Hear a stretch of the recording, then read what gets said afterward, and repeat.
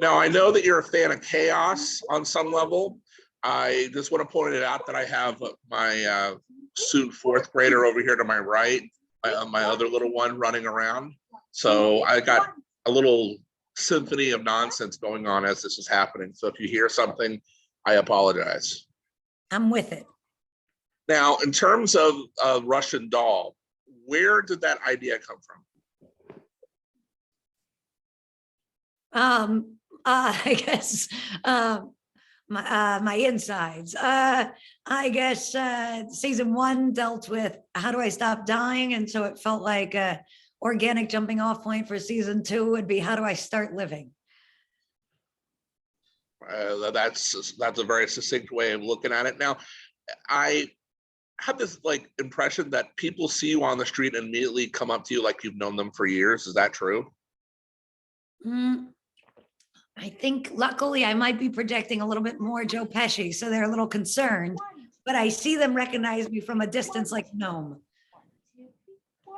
Now, in terms of the bevy of impressions that are online, because if you look on TikTok and you look YouTube, I mean, people think they can nail you in terms of impressions.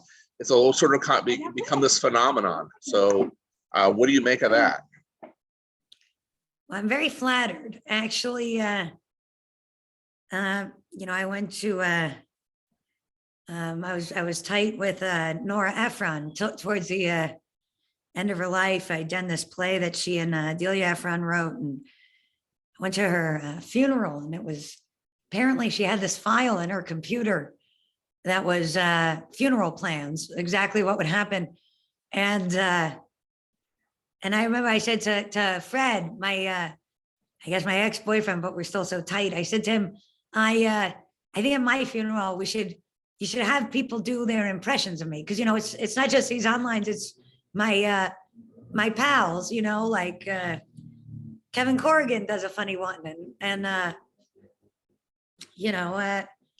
yeah, just as Fred and Maya and that kind of a thing.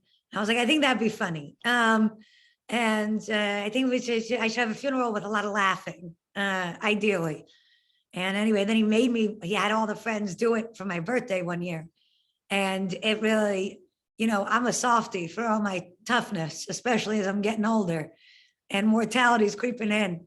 And I'm very moved by it, to be honest. And I'm also, it really does make me laugh. Like when the kids do it, I think it's very funny. I mean, they've sort of whittled it down. I think they think I'm a smoker, which I'm not. I've never had one cigarette, not even. And also, I think they have a New York accent, which I don't have. Obviously, I'm, British and trained in the classics. And so it's weird. And just to say that, yeah, I'm horrified that I'm associated with New York City vermin. Because as a city kid, that's disgusting. So life is nothing but regrets. And here we are. Well, we are here. And what do people, do they shout things at you when you see it on the street? Like any catchphrases, like from any number of shows you've done or movies? Honestly, it's very sweet. It's a little bit more like New York than all that. Like sometimes when we're, we're always filming. I think it's important if you're going to get your own show, you want to architect it such that you can really stumble out of bed, ideally around 5 p.m., all night shoots like Abel Ferrara, and then, walk 2 feet and then you're on set. So it's a lot of, East Village characters being like, yo, love you, Natasha. Yeah, you keep doing that shit. It's a lot more so. And I'm always like, yeah, thanks. We're working over here, but we got this one. So we communicate, but it's more just like, it's very sweet. I think I like being a New York character. I think I enjoy it because for me, on a more, I don't know, deeper level, I guess, I'm definitely, Russian knowledge to a certain extent, counter programming or outsider art about the underground. And it's pretty revolutionary that so many people connect with it, and I find that very moving. And so for me growing up, I obviously was one of those kids who, when I first discovered, the Fassbinders and I don't know, Dennis Hoppers and Bukowskis and Cassavetes and, you know, all this stuff and weird shit like Jacob's Ladder or Persona or Possession or, I mean, I could just, you know, go on like this forever. It really meant something to me, you know, or like John Lennon's solo albums or something. I'd be like, wow, you know, people are really talking about stuff and, you know, it's how I feel in the inside. And it really meant something to me and it made me feel less alone. And, you know, if I would see like walk around and I would see like Lou Reed on the street or something, I'd be like, oh my God, there he is in the flesh, you know, and it would kind of, it would be, you know, I'd have a feeling in me like, oh, I can make it through this day, you know, because I've heard his music and there's like something in there for me. And so it's wild that I see these like, you know, kids and I'm older now. I've been doing this for 35 years, you know, and it hasn't all been kicking out the hits. I mean, there's been a lot of low to the ground in the gutter chapters in this story. And so yeah, I really I appreciate it. And I like that they feel sort of seen or some sort of connection, because ultimately that's all I'm really trying to do here. You said something when you hosted SNL, the finale, that really stuck with me, and I knew we were going to talk in a couple weeks, so I wanted to bring this up. You said you feel at home in SNL, and I think that obviously that you say all sorts of truths, but I think that's appropriate from my perspective because you remind me of Gilda in a lot of ways, because she was fearless. She didn't give a shit. She just went for it. Everything she did, she just went for it.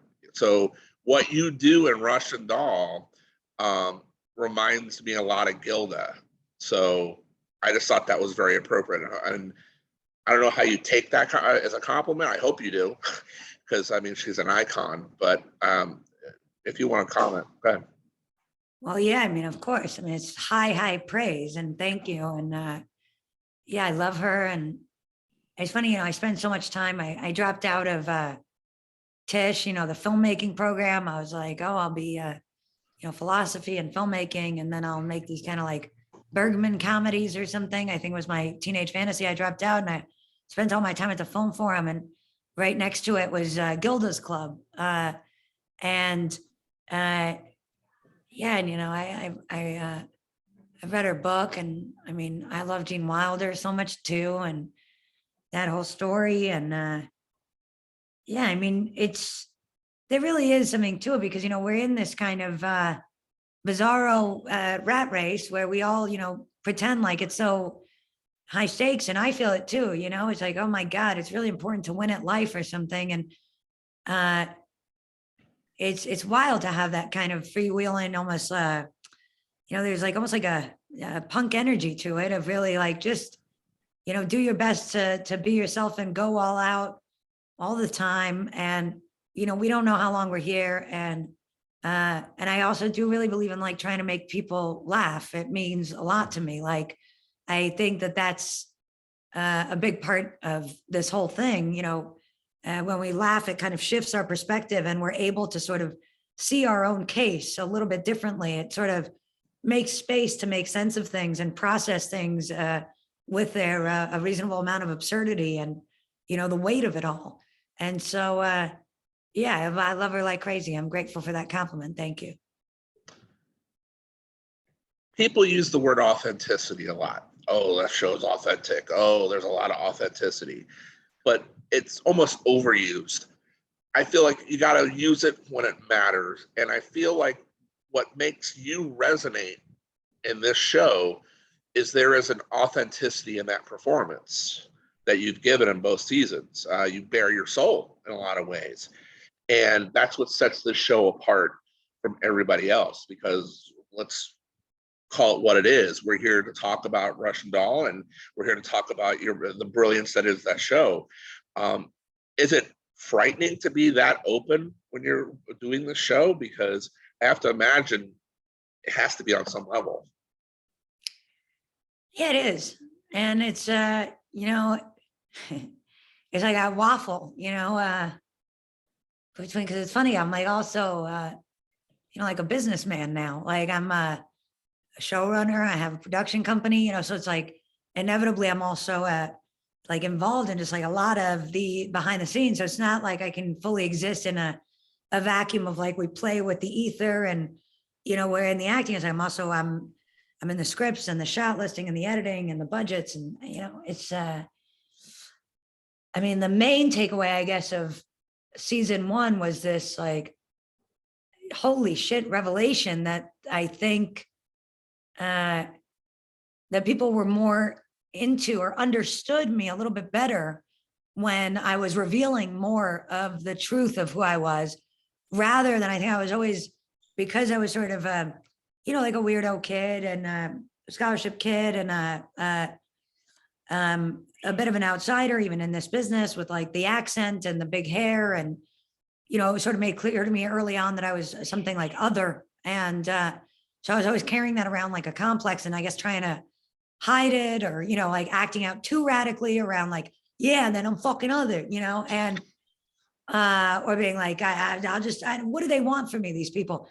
And really like, obviously what's so huge about getting to have, autonomy and like make my own stuff now is, yeah, I get to put sort of as much as I can in there. And in season one, just the idea that people were receptive to that, I think for me was very like relaxing on a soul level. I was like, okay, so that means that they can take it. And like, I remember it was just, people were dropping like flies. Like we'd be in the edit and, Leslie Headland, who's so brilliant, and the co-creator of the show with Amy Poehler, and it would just be like, Anthony Bourdain is dead. And, it would just be constantly. And we were sitting there with a show where like, whether we realized it or not, it was sort of like Alan says in episode 4 of the first season, remember my first death, I killed myself. And of course, then season 2 was like, this COVID insanity and like the global pandemic. I mean, like, who cares about a TV show? And, that ultimately it's like we were after some sort of a like deeper search about like, so it's a long way of saying that, I like to put all that in there and I'm really grateful that I get to do it. And more than that, I'm very, grateful that people connect with that version of what I have to give more so than this weird, I would have to like lie all the time. And it's like for better or worse, whether you like it or not, it's definitely very much like, there's a real transparency game I'm playing, but it's certainly like, therefore, hurtful if, people aren't into it or it's like, I think I always am, it's tricky as, it's fun. I mean, I'm like, I love men. My whole shtick is male, and all my, all my references and I have so many like great men in my life. Alex Buono is a beautiful, the producing director of the season, who was really my partner this year in this. And, it's, but anyway, I think that it's funny that, I mean, the nature of the show, it's called Russian Dolls. You got to go deeper each time. It's like, a glass onion, you want to get in there and get to the heart of the matter. And it's like, so much of it is like, oh, like, oh my God, it's such a crazy season. And I'm always like, oh, it's funny because I feel like if it was a boy, we'd be talking about that it's so dense or it's more complex or like that it's, cinematically much more involved. It's more ambitious. There's a lot of levels to it. It's like, fucking, I learned Hungarian. I don't speak it. You know what I mean? The lick of it. Like there's a lot of stuff happening. The sound design is extreme, and it's just whether you like it or not. I'm just saying that I know that from a technical aspect, the work, it's like, hundreds of drafts and it's a lot of, there's a lot of like high concept and you want to keep it gritty and you want to keep it funny and like jokes on every page. And, so yeah, so it's just, it's funny also, then you gotta take all of it. You know what I mean? It's like, if you're going to listen to any of it, you got to listen to all of it. And you got to accept that people get to have opinions, you know what I mean? And so some days I'm like, because it's even in season 1, I would see a lot of that of like, oh, who's that brash girl? And I'm like, geez, guys, that brash girl is, me. And like, and it's also like the weird stuff of like, but that's just her being herself. Right. And it's like, well, no, like it's, very intensive. I mean, I'm like pretty hardcore all about the work. So like all the switches and all the scenes and for each of the characters and, really trying to arc everything out and map it out. And it's a pretty,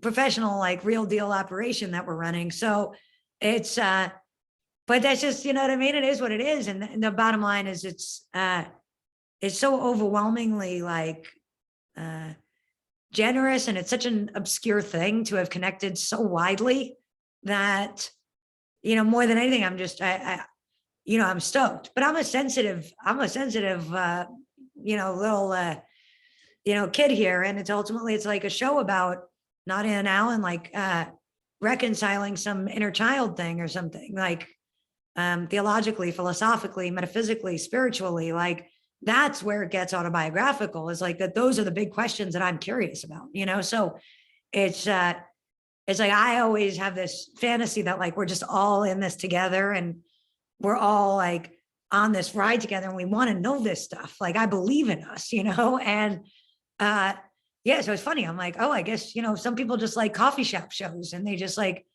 want meet cutes in coffee shops, I guess, you know. I love talking to you because you literally answer like the next 5 questions as you're talking.